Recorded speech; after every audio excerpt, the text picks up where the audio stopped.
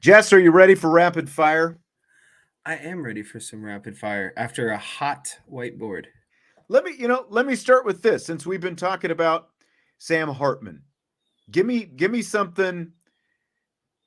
Give me something that you'll guarantee for Sam Hartman this season. I guarantee that Sam Hartman will win 10 games, at least 10 games, as the starting quarterback. And I think that he will throw for 3,500 yards, or sorry, at least 3,000 yards and 30 touchdowns this season.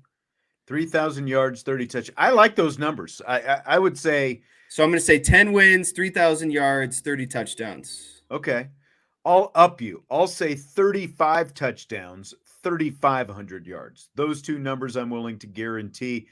The wins, I'm pretty sure we'll be right in there with you as well. I will also guarantee he will not throw double-digit interceptions this season. He's done that the last couple. Again, a lot of interceptions the last couple of years. I will guarantee he will not be a double-digit interception guy this season. We just lost Jesse there for not sure exactly what happened to him, but hopefully we see him back here very soon. Jason says 33 touchdowns and he's number 2 all-time TDs. That's right. I mean, he is, again, like when you look at where this guy is in his career, he's got a chance to finish right up there with the second most touchdowns of all time in college football history. Now, granted, he gets 6 years to do it, which, other guys haven't had the luxury of doing that before, but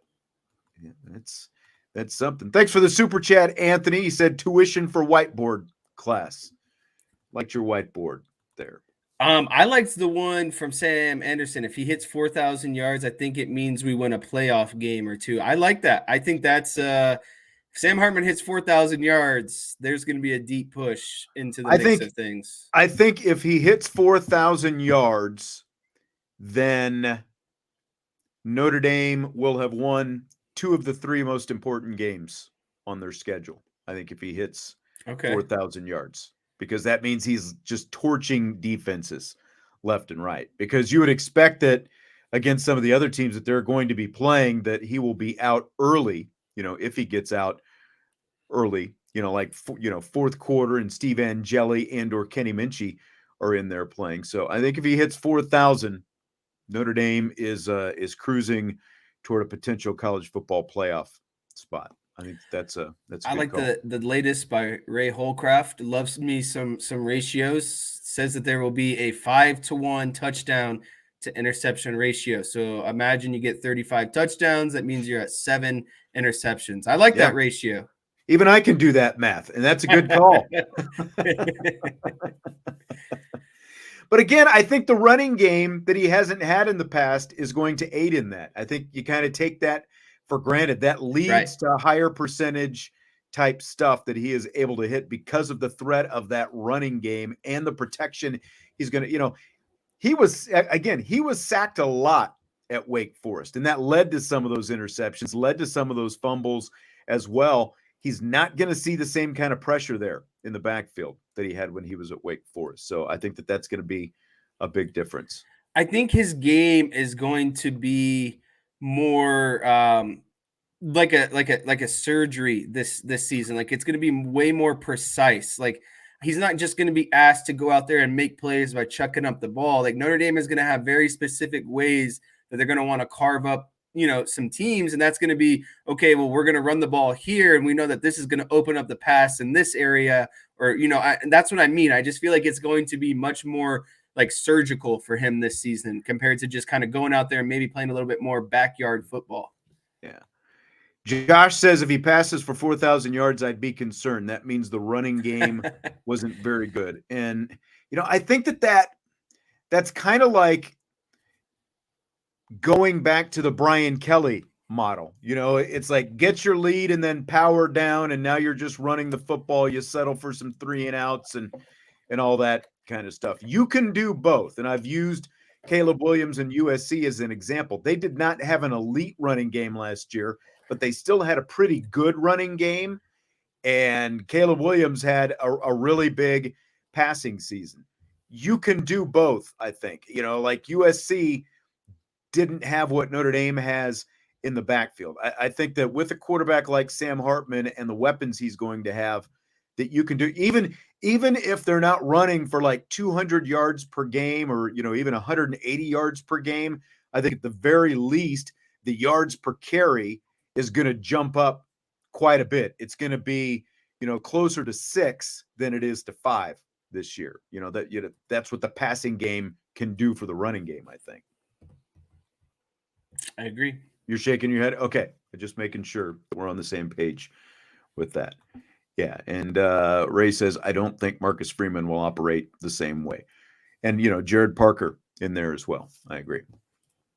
So I saw this one on our boards the other day, and I thought that this was an interesting one. I thought that you might get a kick out of this, especially. USC and Michigan are, of course, two of Notre Dame's top rivals.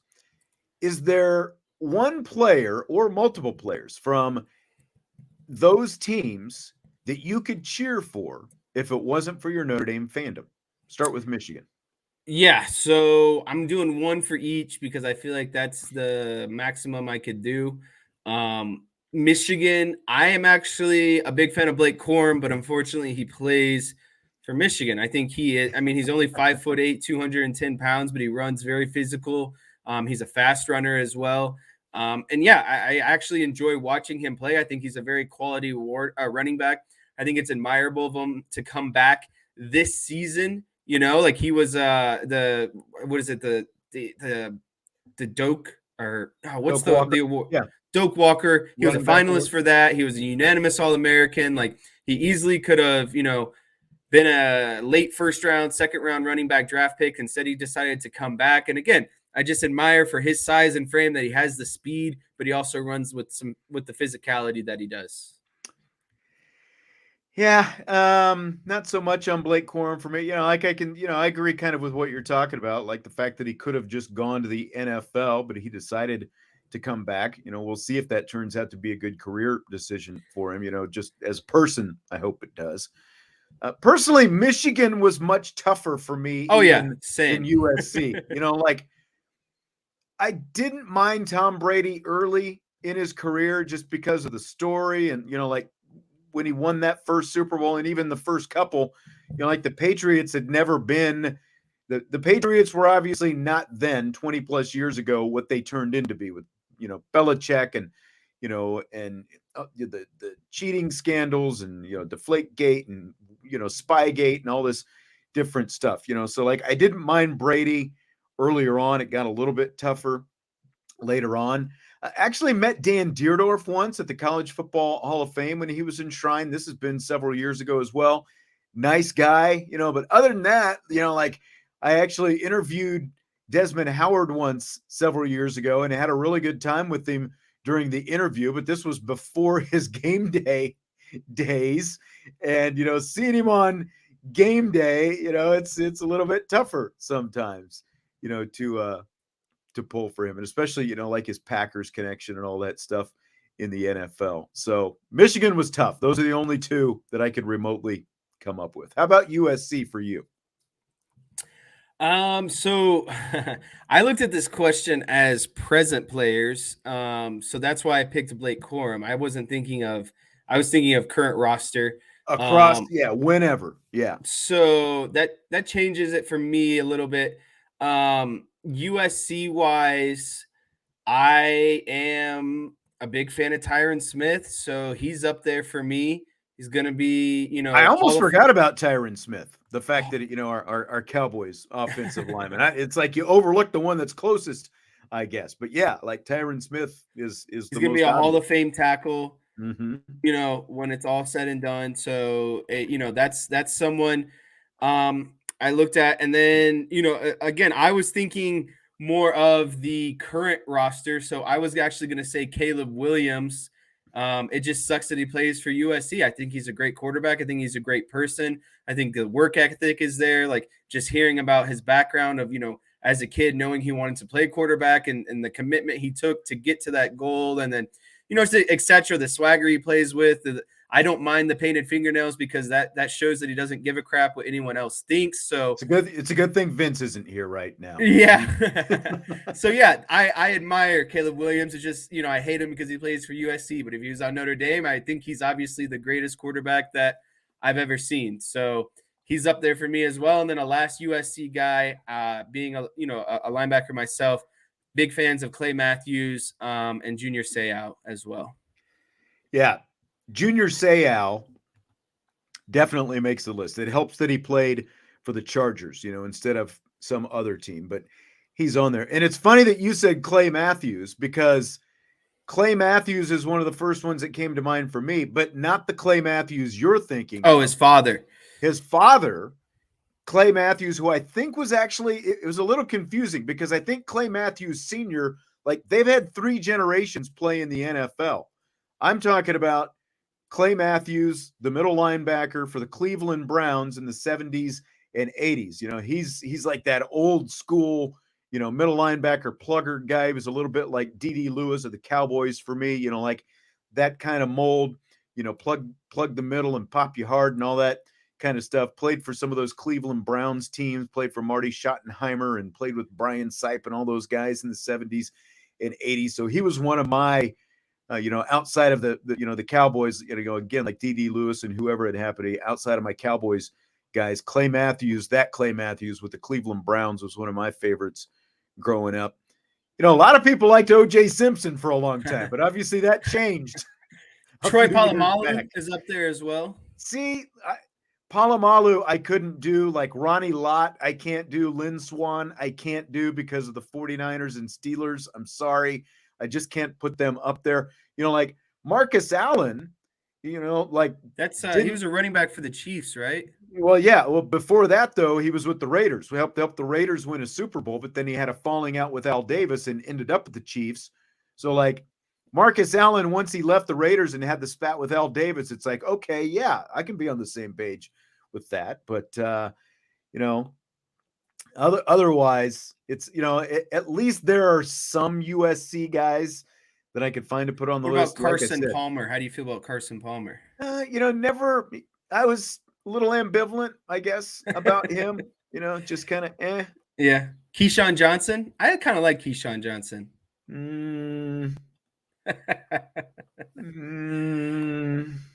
I didn't mind him, I guess, when he was with the Buccaneers. I didn't mind him, helping the Buccaneers win a Super Bowl.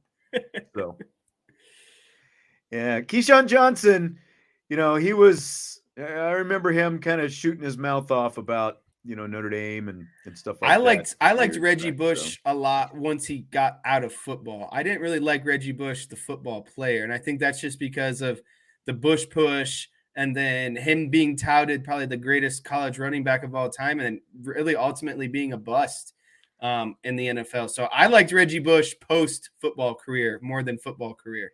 Good segue that you've got. Fill in the blank. It's blank that Reggie Bush is reportedly out on Fox's Big Noon Saturday college football show with Mark Engram set to come in and take his place.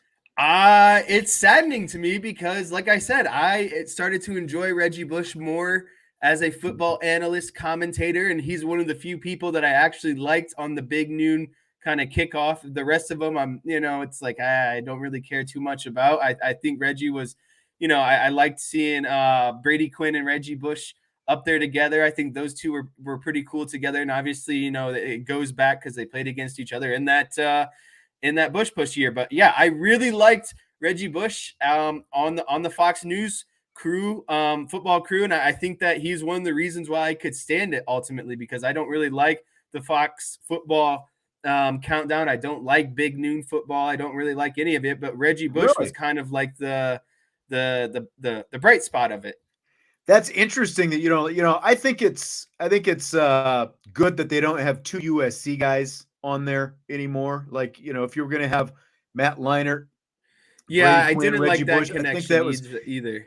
Like, so for that reason, okay, it's like now you're bringing in an Alabama guy, so you're going to polarize a little bit, but it's at least good to have, because basically when people see these guys on a college football show, They don't just see these guys. They see, they basically hear Notre Dame talking. They hear USC talking. They hear Alabama talking, whatever. Reggie Bush, could have some fun. I guess it's, like it was a contract thing, like last year, I guess they almost got rid of him because he decided that he needed more money. And then, he made the same move this year and was like, "Hey, need more money." And they were like, "Well, Mark Engram, here you come." And cheap new guy. yeah, and Engram hasn't even officially retired yet. He I was thought gonna he was. say I didn't even know that Engram was like done with it all. Yeah, exactly.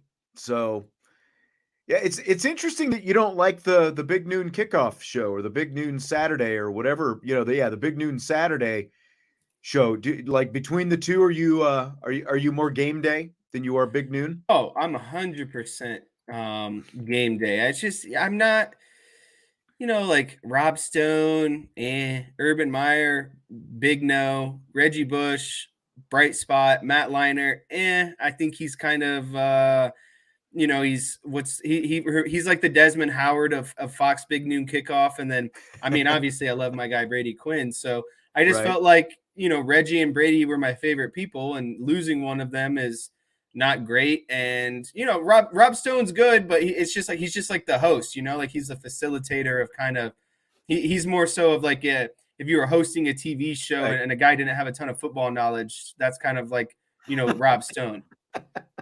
So you put Reese Davis like head and shoulders football knowledge Oh yeah. above Rob Stone's. Really?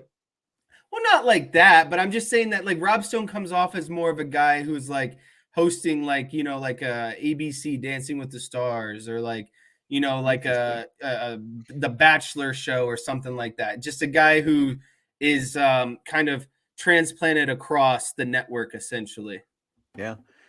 Ray says he's right there with you. Sam likes Brady Quinn. I mean, I think a lot of people like Brady Quinn, right? Like Tim says that College Game Day is the classic, and bringing in McAfee. McAfee is the game changer for all this, and that's kind of that was a big move, I think, for Game Day. Now it's going to change a little bit. I guess Bear is gone. He's off to Fox now, so he's doing something. Dang, I didn't know that. I loved Bear.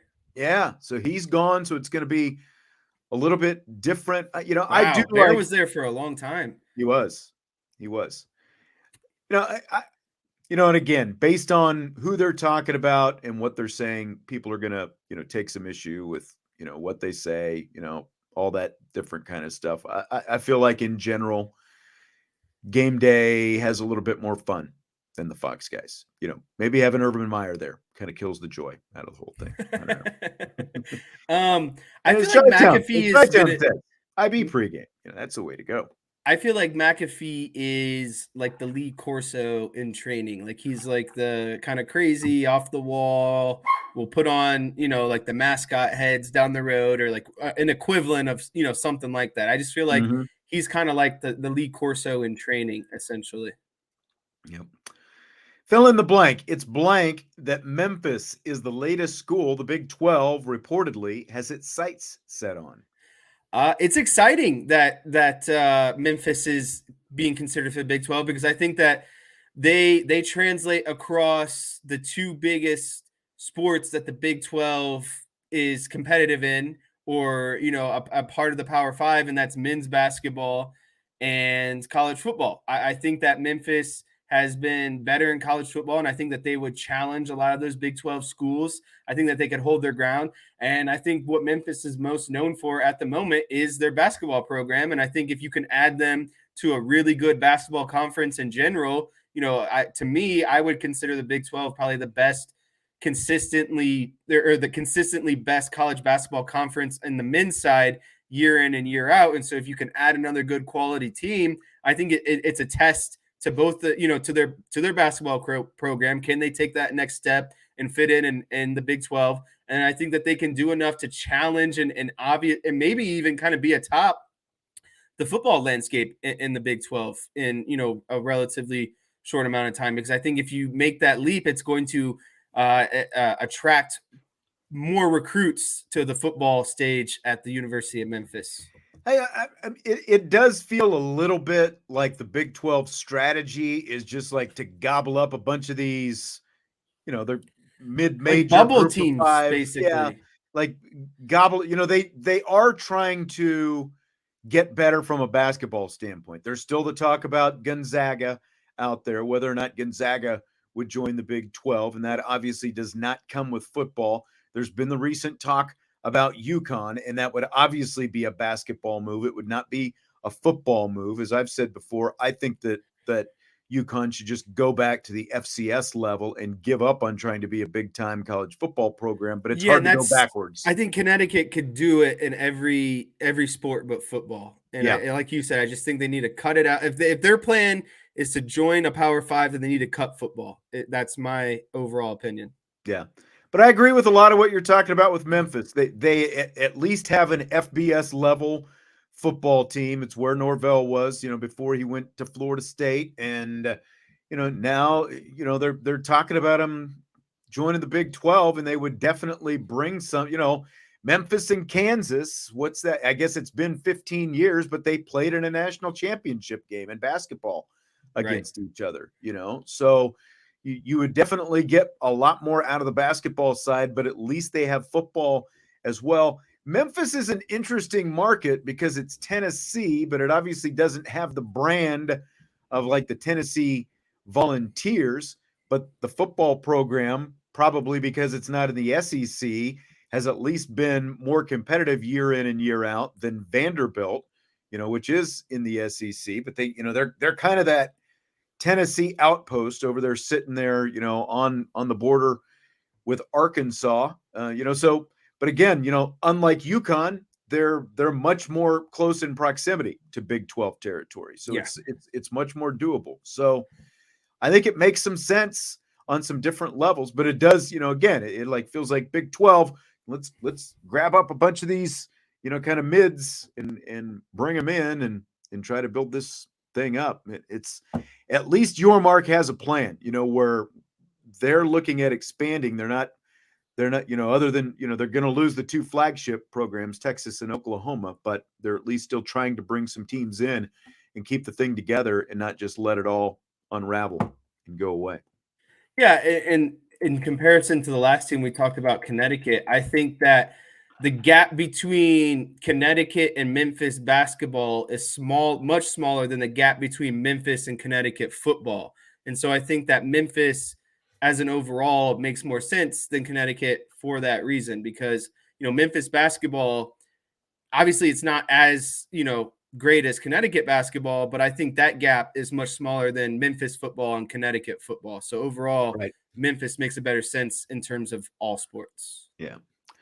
So we continue to predict the records of different college football teams throughout this summer. Today, it is Penn State, which has a Vegas over-under of 9.5 wins this season. Here is the Penn State schedule. They start off with West Virginia, then it's Delaware, at Illinois, Iowa, at Northwestern, UMass, at Ohio State, Indiana, at Maryland, Michigan, Rutgers, and then they finish off at Michigan State. So the over-under is 9.5. Will they get to 10 wins this season, Jess? They most definitely will not get Okay. to 10 wins this season. So I have them on I have them teetering between 8 and 9 wins, actually. In the regular season, if we're not counting a bowl game, I think that they definitely don't get it. With a bowl game, they might hit that 10-win mark. But in the regular season, I have them at 8-4 or 9-3. So if we want to kind of go down the schedule and really? see where we agree or disagree. All right. So we start with West Virginia. And it's interesting. They used to play West Virginia all the time up until 1992, but then they joined the Big Ten in 1993. Haven't played them since. So this is going to be the first meeting between Penn State and West Virginia in 3 decades. Do you have the Nittany Lions beating the Mountaineers in the opener? I do. I do have them winning the Okay. against West Virginia. Same. So we're good there. Delaware, can we count that as a W? Yes, we can. Okay. Delaware, interestingly, playing both Penn State and Michigan, I believe it is, this year, taking some paychecks. At Illinois, this is a little bit of an interesting one here. Yeah, so I have them winning against Illinois, but we'll see after that. Yeah, I've got them winning against Illinois as well, but again, I don't think it'll necessarily be a walkover. How about Iowa the next week? I have them losing to Iowa, and I think that they'll, if they don't beat Iowa, then they won't be, like, they're going to split between Illinois and Iowa, but I feel like that Iowa stands a better chance. So they're going to take their first loss to Iowa. Iowa's a hard team, always consistent, and I think they're going to be better than what they were last year. And I mean, well, that would be hard not to, considering the just miserable offense they had last year. But that's going to be the biggest question. They're going to play good defense. Question is still going to be, can they score enough points, especially early on? What are they going to look like? That'll be what, game 4, following up Illinois. Yeah, that could be a little bit of a sneaker, but I've got them winning that game as well. Then they go to Northwestern. Have that as a win. Me too. UMass. Have that as a win. At Ohio State. That's another loss. Yeah, I'll take it as a loss. That's still a game that they haven't won. How about Indiana? I put another loss in there.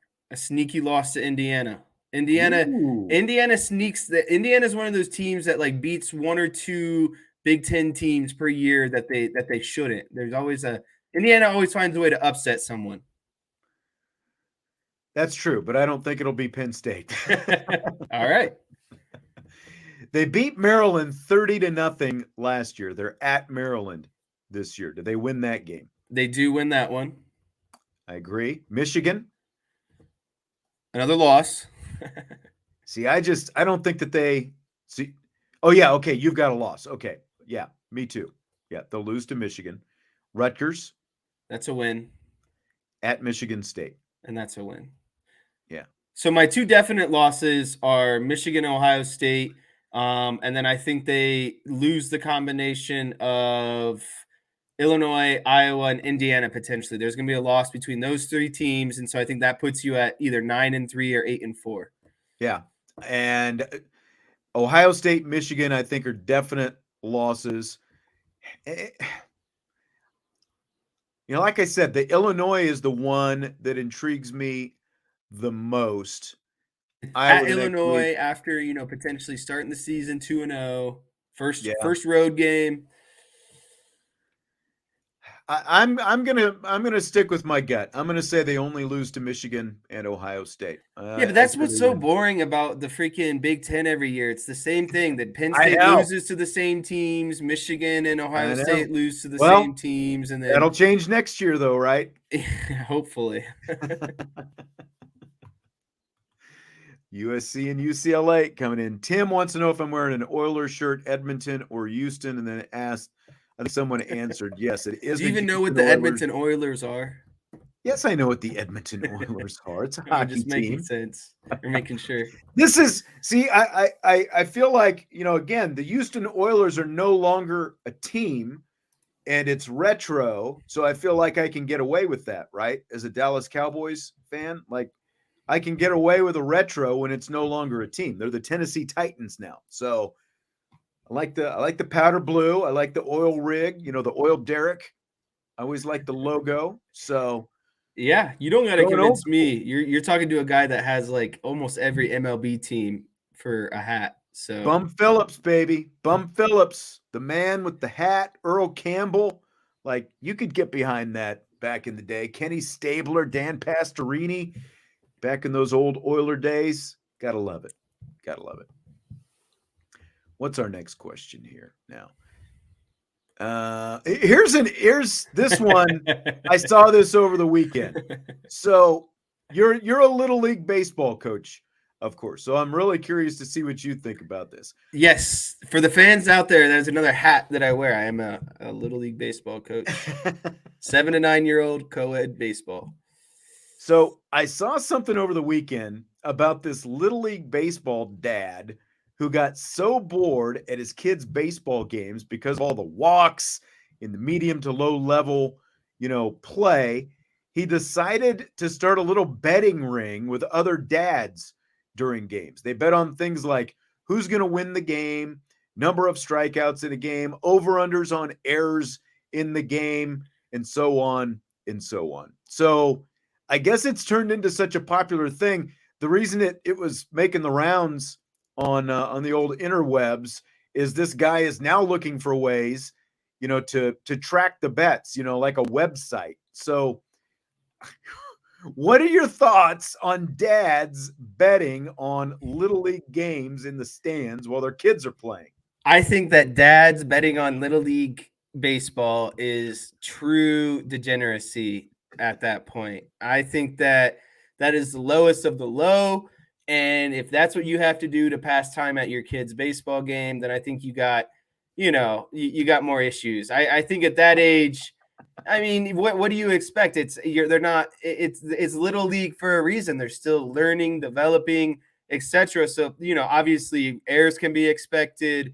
Strikeouts can be expected, and a lot of runs can be expected because not great defense and errors, right? So I just think that you should be more, concerned or locked in on, how you can support your kid and ways that you can maybe help your kid not strike out as much, or maybe not, help them not commit as so many errors. I think that dad and the actually priorities help your kid get better at baseball, and not right. bet I think on the how priorities crappy are they're way, way off. And I think if you want to bet, there's obviously ample opportunities with all the other sports out there in the world.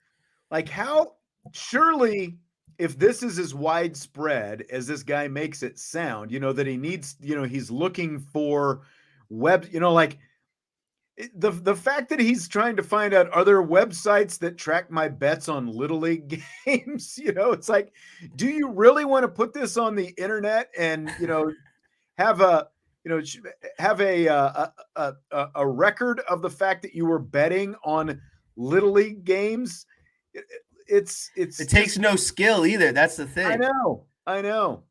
It is lowest of the low. Like you said, why isn't he actually doing dad stuff and trying to help his kid get better rather than, but like, surely the Little League, again, like if this is going on in the stands the way he says it is, surely the league, has got some kind of wind of this. Like, how can you let this go on in your stands if you're the league, right? Right. And I like John's idea. Instead of sports betting, just bring a cooler or something and have a couple beers. Like, if that's what you got to do. Well, I don't know if the league would be that much more keen on that, but it's just insane, and I don't know, if this kind of goes to the sports gambling legalization and all that stuff, and the different apps are available, and so people are just addicted to it now, or if it's just an ADD world where you can't focus on your kid's game for 1 hour. That's what I mean. It's stimulating yourself, like, come on. They're not that long. No, they're not. Literally, it's like most of them have about an hour time limit when they're that age, I think. Yep, mine go about an hour and 15. If we're supposed to play an hour and a half, but right. We get caught up in not wanting to start another inning unless both teams can play, and I coach with a lot of other not great coaches in my league. You said other not great coaches. Does that mean you fit into the not great coaches? Or, okay. I'm not saying I'm great, but I'm at least better than what the rest of the league's got going on. Okay. All right. Fill in the blank. Denver Broncos left tackle Garrett Bolles spoke out on his quarterback Russell Wilson's defense recently. Bolles says he was angry with the criticism that Wilson got last year, and that he's ready for that stuff to go away. And when it goes, everyone's going to be eating crow. And all this is blank. All of this sounds great, but listen, until Russell Wilson comes out there and shows us the old Russell Wilson and the ability to just make simple passes again, I'm going to sit there and talk all the crap about Russell Wilson that I want because he got paid a lot of money, and he made a big deal that he got paid a lot of money and that he was starting at a new team, and all of the advertisements and the memes and everything. Like, the man only set him up on a stage where he needed to perform, and rather than just being average, he was very well below average. So to me, it's great that Bolles is defending his quarterback, but I mean, that's literally what he gets paid to do, figuratively, and on the field as well. So it's all fine and dandy, but it's got to be proven to me before Russell Wilson gets off my hook. Yeah, and I mean, any criticism that Russell Wilson got last year was completely warranted. It's not like Russell Wilson had a pretty good year and people were just dogging him. He got dogged because he stunk last year. And after the whole thing, with the trade with the Seahawks got the better end of the deal out of that, obviously, because based on what the Broncos got in Russell Wilson last year, it was, like the Seahawks basically stole draft picks away from him, and he was becoming the diva in Seattle and, wanted out a year earlier and finally got his way out. So, like, no one's going to be eating any crow. Like, if Russell Wilson actually has a good year this year, then great for Russell Wilson. But any criticism that he got last year was completely warranted. So no one's going to be eating crow. It's just like, okay, you finally did your job. If he has a good season this year, he finally did his job. And, and I get it. He's a teammate sticking up for his guy and all that kind of stuff. But anything that was directed at Russell Wilson last year was completely earned by the bad play that he played with last year. Yeah, and I mean, he got paid to be, the leader of that offense. And like Irish Chi-Town said, they had a good defense. They just needed to be a competent, average offense. And I guarantee they would have had a legit shot at the playoffs. So, I mean, the fact that he couldn't even do that, he deserves everything that came to him. And I don't feel bad about any of it. Yeah. And like Anthony said, if he has a great year, isn't that what they paid him money for? Yes, exactly. And look, they brought Sean Payton out of retirement. So it's on now. It's kind of do or die now, I feel like, for Denver. How many excuses can they go through? Yep. Derek wants to know how your team's doing, Jess. We are officially 2-0. I say unofficially because we don't track score. But my kids always track score, and we talk about score once the game is over. My team is probably the best hitting team in the league. If we're being honest, I had a very, what's the word? I go against this lady coach. It's my second year now, and she is not the greatest, but she gave me a very good compliment finally that my kids are very good hitters. And I'm out there. I've told this to you before. I'm out there as close to the pitcher's mound as possible compared to the other coaches. I'm actually going through an authentic pitching motion.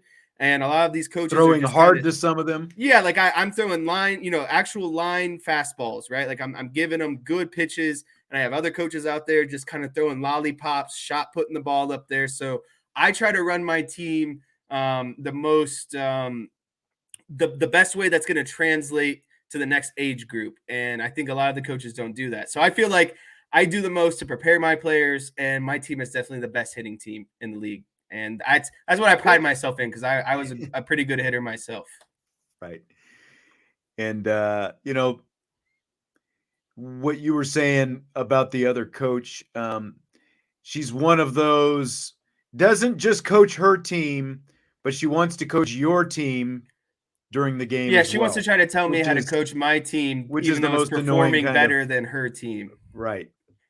And this last week, she got caught yelling at one of my players, and I told her that was pretty unacceptable. So yeah. Joe wants to know the name of your league. It's called Near West Little League. So it's just a bunch of kind of like inner city kids in the neighborhood that I live in, and they put a league together, and we all play. We have I think I want to say 6 or 7 kind of teams within the age group. In Cleveland. Cleveland, yeah, yes. Correct. Sorry. In the land. That's right. Yeah, 7 and 9-year-olds. We got out there and watched some of them last year. They were, they were pretty good, spunky little hitting team. I was gonna say that's last year. You should, you guys have to make it out this year. I feel like we've taken a leap forward this year. Here's the question. No, Joe, it's not official. It's basically like city league type stuff, right? Right. Like more city Like they recreational don't league. qualify for Yeah. like the Little League World Series or anything like that. Right. Right. Which is, it's like bigger city type baseball. But you guys have how many teams do you have in your league? Like 6 or 8 or something like Yeah, that? I'd say between 6 and 8, and that's just co-ed. There's T-ball below us, and then there's a like a normal 10 to 12 kind of like major league level above us as well. Yep.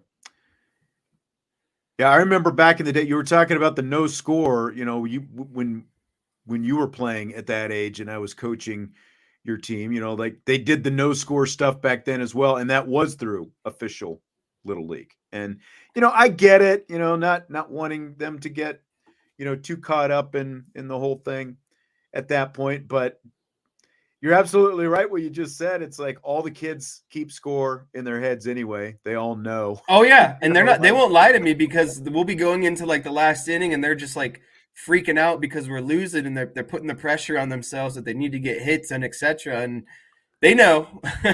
yep.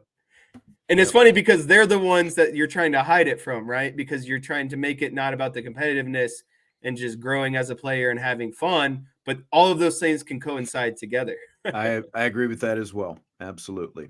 Absolutely. All right. Well, that is going to do it for today. I didn't realize Derek was so accomplished, winning pitcher in the World Series for the Midwest team. He's only 1987. dated himself with that date right there. That's right. So that puts him at what? We're in 2023, so 6. That puts him at like at least probably close to that 40 mark. I think is what he's coming up on. Yeah, he's got to be right there around the Vincenzo age, maybe even a little bit older than Vincenzo. All right, don't forget, again, we've got Kevin Corrigan, national championship Notre Dame lacrosse coach. He'll be on Thursday's show. Micah Shrewsbury is going to be on with us next week as well. So glad we're able to get some of these Notre Dame coaches these last couple of weeks and get a lot of their insight. Looking forward to talking to these next couple coaches after talking to Neil Ivy last week. Jess, enjoyed it as always. Hopefully the rain cooperates enough that you're able to get out there at some point and practice and hopefully I don't think play so. I this think we're weekend. going to be free balling with no practice going into our game this weekend. That's right. All right, Vince and I will be here tomorrow. Shout out Mike Renfro. Yeah, Oilers. We will talk to you tomorrow on IB Nation Sports Talk.